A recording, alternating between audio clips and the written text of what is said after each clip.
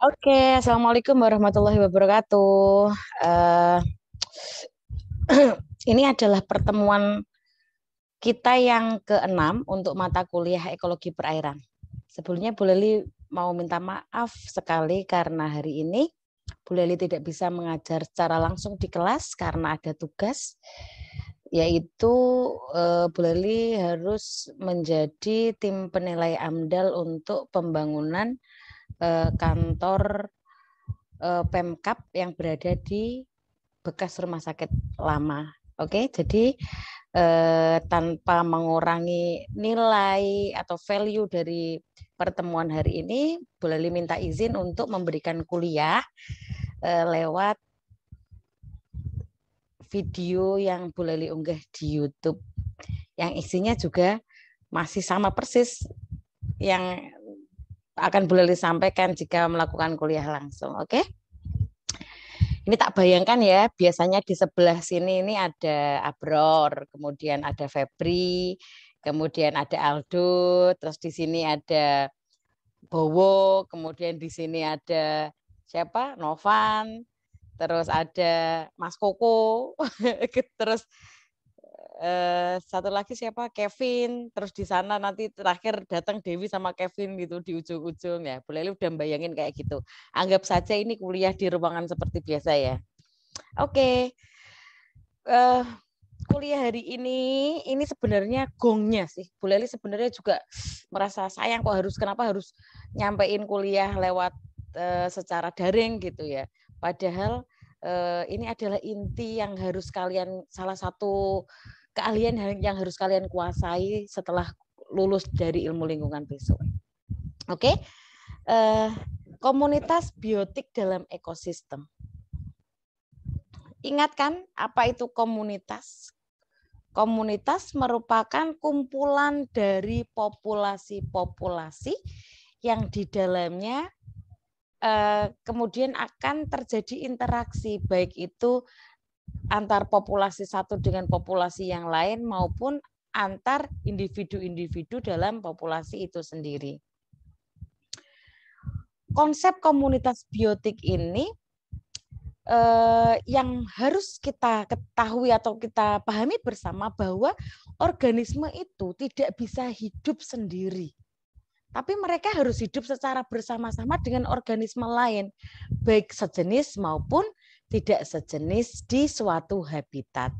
Kalau hidup dengan sejenisnya dinamakan sebagai populasi, kalau hidup dengan kelompok-kelompok dari jenis yang lain disebut dengan komunitas.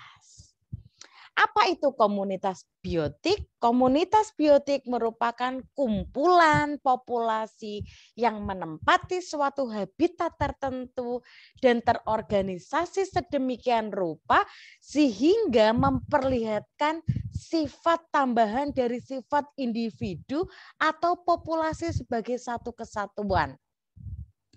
Misalnya, ada struktur jenjang makanan, ada arus energi, daur materi, dan sebagainya. Ada interaksinya, ada kompetisinya, ada predasinya, ada parasitismenya, ada simbiosisnya. Nah, itu semua terjadi di dalam komunitas. Ada dua jenis komunitas biologi. Yang pertama adalah komunitas mayor dan satunya lagi adalah komunitas minor. Apa itu komunitas mayor? Komunitas mayor merupakan komunitas besar yang tidak tergantung pada komunitas yang lain di dekatnya. Kalau komunitas minor, komunitas yang masih sangat bergantung pada komunitas lain yang ada di sekitarnya. Atau dengan kata lain, kalau mayor itu mereka cenderung tidak terlalu terikat, tidak terlalu butuh dengan komunitas yang lain. Tapi kalau minor mereka sangat tergantung sekali. Jika tidak ada komunitas yang lain, mereka akan tidak bisa hidup secara optimal. Suksesi di komunitas biotik. Suksesi merupakan proses perubahan dalam komunitas yang berlangsung lambat menuju suatu arah secara teratur, pasti, terarah, serta dapat diramalkan. Yang terjadi akibat modifikasi lingkungan fisik dalam suatu komunitas secara bertahap dan berakhir dengan komunitas dan ekosistem yang klimaks. Ekosistem klimaks itu gimana toh? Dia udah mantep gitu, udah kuat ekosistemnya. Jadi semisal ada gangguan dari luar, mereka dipastikan masih dapat survive gitu.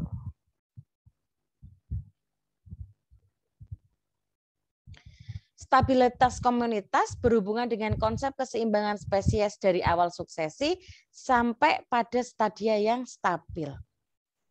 Dalam hal sebagai berikut, dalam hal apa saja? Yang pertama adalah keseimbangan spesies non-interaktif, terutama pada komunitas pionir, di mana spesies meluas menempati habitat niche yang kosong.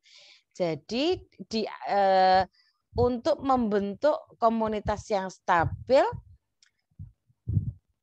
maka akan ada proses dari awal suksesi sampai stadia menuju ekosistem yang stabil gitu.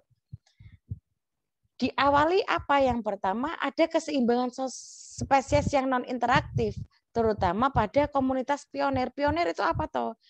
Komunitas pionir itu komunitas yang pertama kali ada setelah suatu ekosistem itu mengalami kerusakan yang sangat parah. Start from zero ya. Komunitas pionir ini adalah mereka yang mengawali hidup di suatu ekosistem yang mau suksesi. Gitu.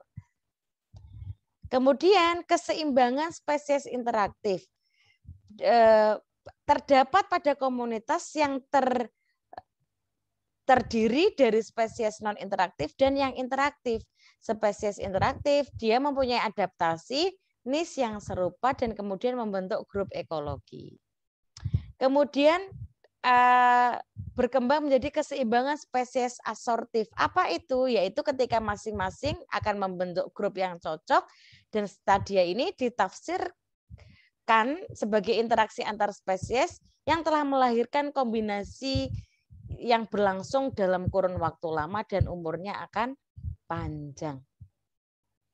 Yang kemudian selanjutnya adalah keseimbangan spesies secara evolusioner, yaitu keseimbangan yang dipandang sebagai stadia akhir dari perkembangan komunitas, yaitu kalau ada anggota spesies telah berubah secara genetik dalam rangka untuk beradaptasi satu sama lain dan juga bisa juga adaptasi tersebut menyesuaikan dengan kondisi lingkungan tempat dia hidup. Apa perubahan yang terjadi selama suksesi? Yang pertama adalah adanya perkembangan sifat substrat tanah. Misalnya, pertambahan bahan organik sejalan dengan perkembangan komunitas yang semakin kompleks dengan komposisi spesies tumbuhan yang beraneka ragam. Yang kedua, adanya pertambahan densitas atau kepadatan individu suatu organisme, kemudian tinggi tumbuhan, kemudian struktur komunitas yang semakin kompleks sehingga dalam komunitas akan muncul stratifikasi. Apa itu stratifikasi? Stratifikasi itu layer-layer, susunan-susunan atau struktur-struktur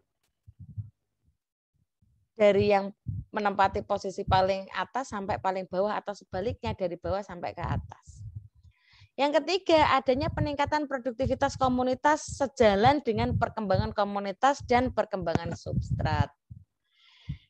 Yang keempat, terjadi peningkatan jumlah spesies organisme sampai ke tahap tertentu dalam proses suksesi komunitas. Kelima, adanya peningkatan pemanfaatan sumber daya lingkungan, tentu karena apa? Karena jumlah densitasnya tambah, individunya nambah, komunitasnya nambah, akhirnya pemanfaatan sumber daya lingkungan juga akan bertambah karena sejalan dengan peningkatan jumlah spesies organisme di suatu lokasi tertentu yang mengalami suksesi. Kemudian yang keenam, adanya perubahan iklim mikro, iklim setempat sesuai dengan perubahan komposisi spesies tumbuhan, bentuk hidup tumbuhan, dan juga struktur komunitasnya. Yang ketujuh, komunitas berkembang menjadi lebih kompleks dan terus berkembang sampai mencapai suatu bentuk komunitas akhir yang disebut sebagai komunitas klimaks.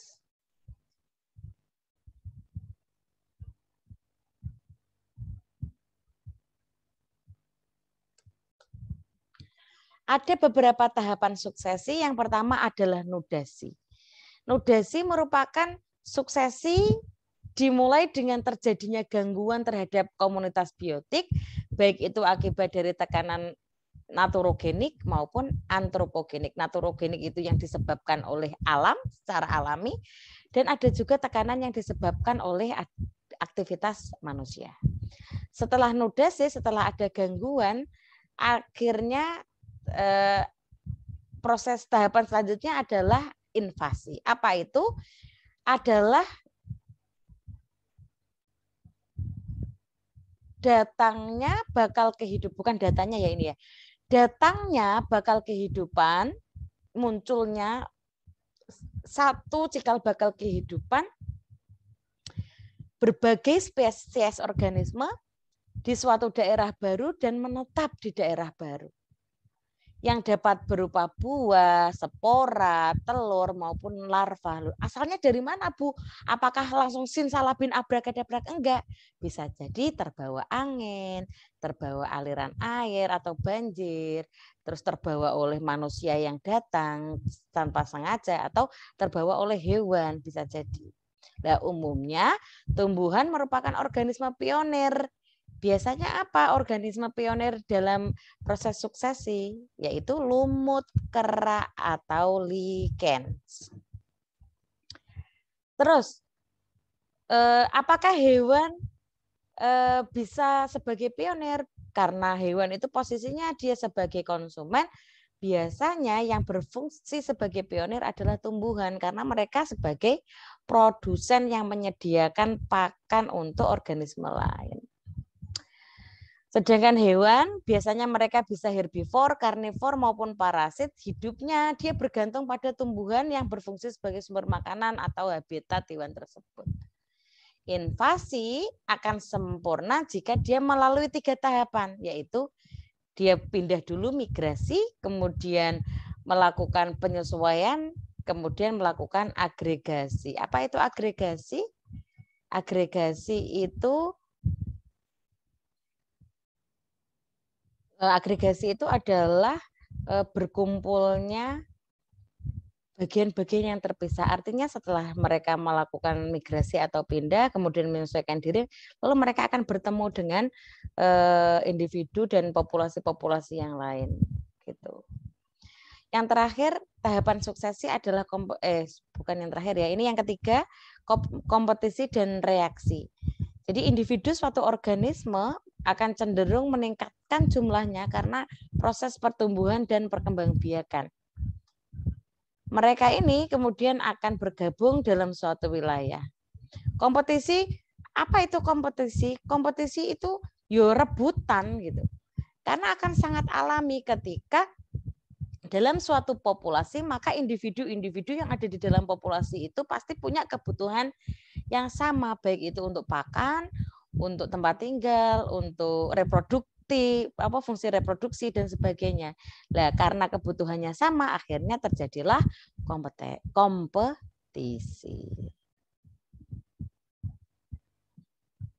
Oke, yang ketiga. Oke, ini tahapan suksesi ya. Berarti tadi boleh diulangi lagi, ada 3 tahapan, nudasi, invasi, dan kompetisi.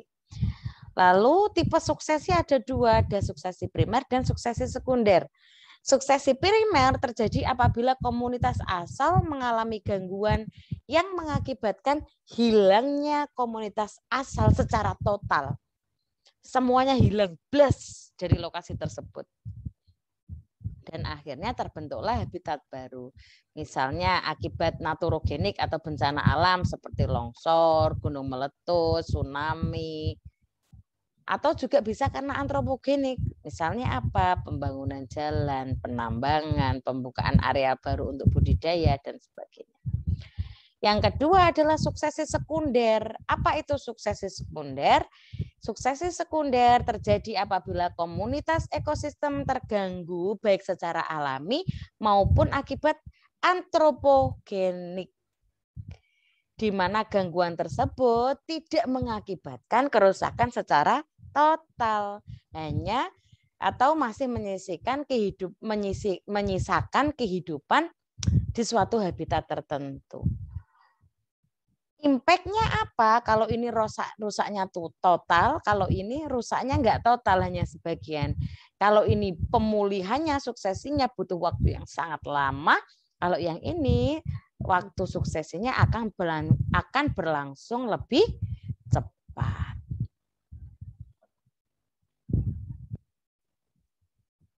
Ini beberapa tahapan suksesi primer. Yang pertama terjadi perkembangan progresif, misalnya pertambahan bahan organik, kemudian sejalan dengan pertambahan komunitas yang semakin kompleks dengan komposisi jenis yang beragam dari sebelumnya.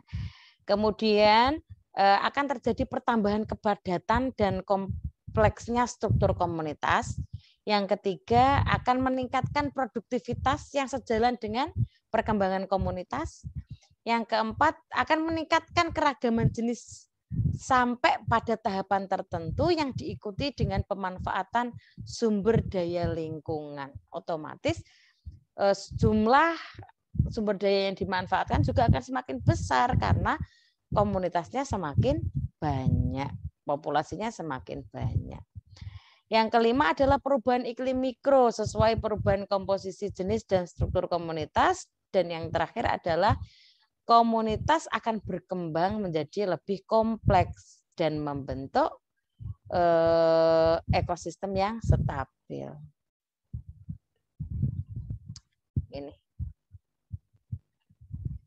Ini pioneer stage, ini contoh ya, ini terjadi dalam hundreds of year, ratusan tahun suksesinya ini. Diawali dari berok, batuan awal, kemudian muncullah lumut kerak atau lichens, kemudian mulai muncul small annual plant,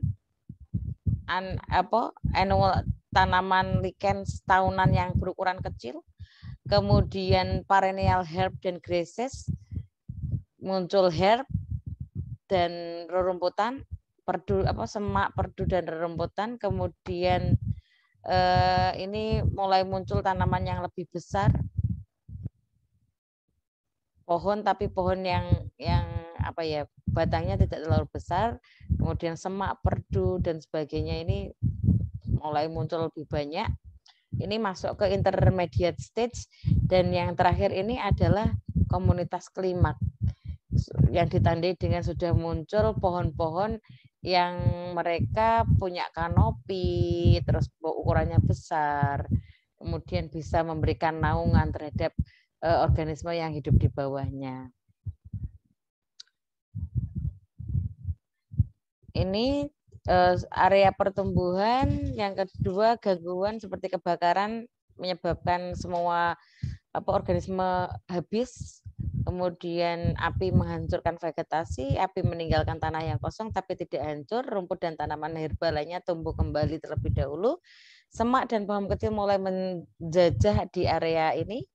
Kemudian pohon cemara tumbuh ini secara cepat dan pohon bambu berkembang secara maksimal. Sementara pohon yang tahan naungan berkembang di tumbuhan bawah.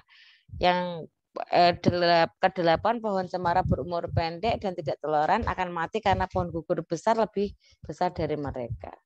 Coba dilihat di YouTube.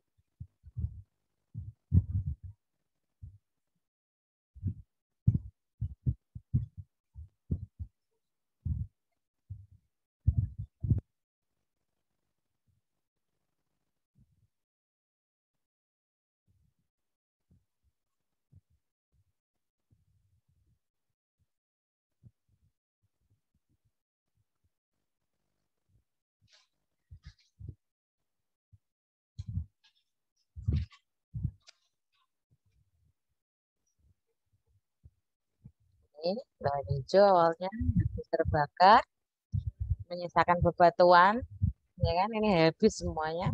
Kemudian dimulai muncul lichen atau lumut, herba, perdu, pohon berkayu keras. Ya, itulah proses suksesi.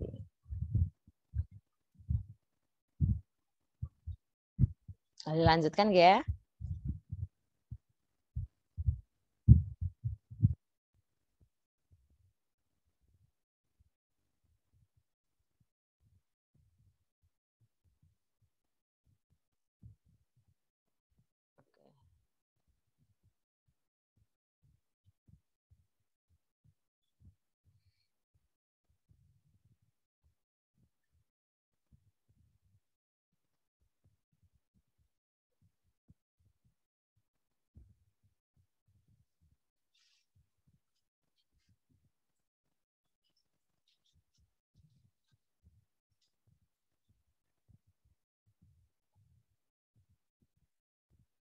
Oke, boleh stop share dulu, nanti coba boleh share lagi. Oke.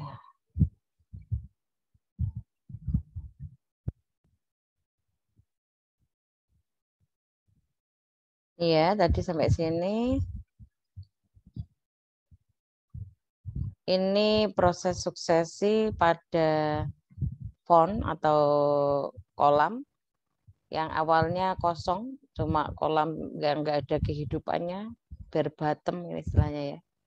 Isinya di sini cuma mungkin ada alga hijau, kemudian protozoa, depnia. Terus ini kemudian muncul submerged vegetation seperti hormone, kemudian muncul juga crayfish, pond snail. Kemudian akan berkembang lagi emerging vegetation seperti water lily, terus tanaman-tanaman di air seperti ini, terus mulai muncul ikan-ikan. Kemudian temporary pond and prairie dia mulai muncul, kan ini mulai ada sedimentasi ya. Ini awalnya kan bersih, nggak ada sedimentasinya, terus muncul sedimentasi, kemudian sedimentasinya tambah banyak, terus jenis hewanya juga akan berubah gitu, mulai muncul penyu atau kura-kura, kemudian capung dan sebagainya, terus sampai sedimentasinya menambah terus sampai akhirnya jadi daratan karena pendangkalannya terjadi secara terus menerus. Tahapan suksesi yang terjadi di pond atau di kolam, di open water lake misalnya, setelah kolam itu dibuat, benih itu diterbangkan oleh burung atau oleh angin, atau disimpan oleh mamalia yang dia ternyata mengunjungi kolam ini untuk minum, bisa jadi seperti itu. Kemudian tanaman berbiji ini akan menjadi pionir di sini. Kemudian saat tanaman yang mapan tumbuh dan mati, mereka akan tenggelam ke dasar kolam dan membantu untuk membuat air menjadi lebih dangkal. Terjadi ini pendangkalan. Akhirnya tanaman yang muncul ke kolam dapat menutupi seluruh kolam sehingga mengubah kolam menjadi rawa yang basah. Kayak gini. Pada waktunya tanah rawa yang lunak dan basah akan diambil alih oleh tanaman yang mengering.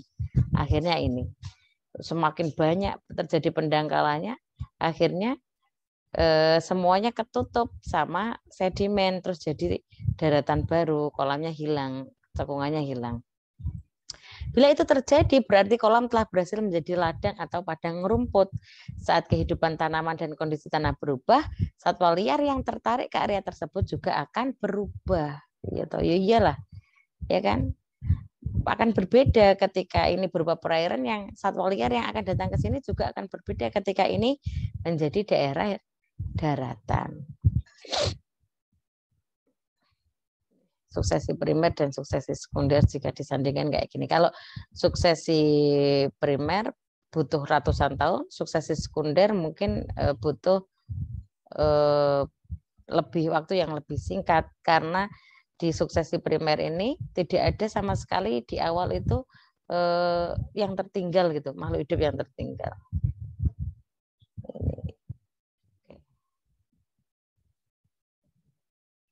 Struktur komunitas biotik dalam sistem ekologi. Jika spesies dominan dihilangkan dalam suatu komunitas, maka pengaruhnya besar terhadap komunitas biotik. Iyalah, kok bisa? Karena spesies dominan di dalam suatu komunitas itu dia juga punya peran yang dominan juga pastinya di dalam suatu komunitas. Maka jika itu hilang, maka pengaruhnya juga akan besar terhadap komunitas tersebut. Spesies dominan umumnya produktivitasnya juga besar. Indeks ekologi dalam struktur komunitas ada 3, ada indeks dominansi, indeks keanekaragaman, dan indeks keseragaman. Indeks dominansi fungsinya apa? Untuk memberikan gambaran tentang dominasi suatu organisme dalam suatu komunitas yang dapat menerangkan bila mana organisme suatu spesies itu lebih banyak terdapat selama pengambilan data. Kenapa sih kok ini banyak dibandingkan dengan lokasi yang lain? Kok di tempat lain tidak ditemukan, tapi di sini jumlahnya banyak banget? Itu merupakan indikasi dari suatu ekosistem gitu. Terus yang kedua, indeks keanekaragaman. Apa itu indeks keanekaragaman? Nilai yang dapat menunjukkan keseimbangan keanekaragaman dalam suatu pembagian jumlah individu tiap spesies. Indeks keragaman besar jika semua individu berasal dari spesies yang berbeda-beda. Nilai keragaman kecil jika semua individu berasal dari spesies yang sama. Ragam itu apa tuh? Macam-macam jenisnya itu loh, ragam. Kalau keseragaman makin besar menunjukkan kelimpahan, hampir seragam dan merata antar spesies. Semakin indeks keseragaman ini besar, maka menunjukkan kemelimpahannya setiap spesies itu merata atau seragam. Ini ada rumusnya ya. Ini penting sekali dalam ilmu lingkungan, ekologi. Kenapa? Karena kondisi ini, indeks-indeks inilah yang bisa memberikan informasi terhadap kondisi suatu lingkungan yang sedang kita teliti. Coba kita lihat indeks dominansi Simpson. Lambangnya C. Cara menghitungnya gimana? Sigma dalam kurung NI. NI merupakan jumlah individu dari spesies ke-1 ke I per N. N adalah jumlah individu seluruh spesies pangkat 2. Atau C sama dengan sigma NI kali NI min 1 per N besar kali N besar min 1. Ini juga bisa. Artinya apa? Kalau sudah ketemu ini nanti di terakhir boleh dijelaskan. Kalau indeks keanekaragaman hayati atau biasanya yang sering digunakan adalah Shannon-Wiener. Konsep ini merupakan konsep keanekaragaman yang paling dikenal dan paling banyak digunakan. Cara ngitungnya gimana? Indeks keanekaragaman hayati itu disimbolkan dengan H aksen. Sama dengan sigma dari S, kemudian pi kali ln pi. Lah, H ini apa? H adalah indeks keanekaragaman Shannon-Wiener. PI ini adalah jumlah individu suatu spesies atau jumlah total seluruh spesies. NI adalah jumlah individu spesies ke I. Dan N besar adalah jumlah total individu. Nah, pi ini dicarinya sigma NI per N. Berarti sama kayak apa tadi? NI per N tanpa pangkat 2. Pi diperoleh dari NI per N. Oke, paham ya? Terus cara nyari H aksen, pi kali ln pi dari setiap jenis, kemudian dikalikan, kemudian ditotal di terakhir. Indeks keseragaman. E sama dengan H aksen per ln S. H aksen tadi nilai dari indeks keanekaragaman. E adalah indeks keseragaman dan S adalah jumlah spesies. Jadi untuk tahu indeks keseragaman, rumusnya adalah indeks keanekaragaman dibagi dengan ln S atau ln jumlah spesies. Nanti setelah dihitung akan ketemu Misalnya dari hasil perhitungan nilainya antara 0 sampai 0,50 indeks dominansinya. Artinya apa? Dia masuk ke kategori yang rendah. Kalau 50 sampai 75 dia masuk ke kategori sedang. 75 sampai 100 dia masuk ke kategori tinggi. Kemudian untuk keanekaragaman hayati juga sama. Jika nilai H aksennya kurang dari 2, maka dia masuk kategori rendah. Jika 2 sampai 3, maka dia masuk ke kategori sedang. Jika di atas 3, maka dia masuk ke kategori yang tinggi. Yang keseragaman juga sama. E atau evenness itu sama. Nilai E jika antara 0 sampai 0,5, maka komunitas ini dianggap dalam kondisi yang tertekan. Antara 0,5 sampai 0,75 artinya adalah komunitas dalam kondisi labil. Kemudian 0,75 sampai dengan 1 artinya adalah komunitas dalam kondisi yang stabil. Ini contohnya. Ini nanti kalian besok ya, kita pada saat ketemu langsung Bu Lali akan menjelaskan cara perhitungannya dengan menggunakan Excel. Jadi minggu depan kita ketemu langsung dan diupayakan semuanya membawa laptop untuk memudahkan kita dalam menghitung struktur komunitas, baik itu indeks dominansi, indeks keanekaragaman hayati maupun indeks keseragaman. Oke, itu materi Bu Leli hari ini. Jika ada hal yang belum jelas atau ingin ditanyakan, jangan ragu-ragu untuk menanyakan ke Bu Leli, bisa melalui grup WA ataupun mau menanyakan ke chat pribadinya Bu Leli. Oke, terima kasih yang sudah menyaksikan. Tak abseni satu-satu ya. Abror, Febri, Novan, Bowo, Mas Koko, Aldo, terus Dewi, terus Kevin. Jangan lupa untuk melihat video ini. Dan jika berkenan bisa subscribe channelnya Bu Leli. Thank you. Bye.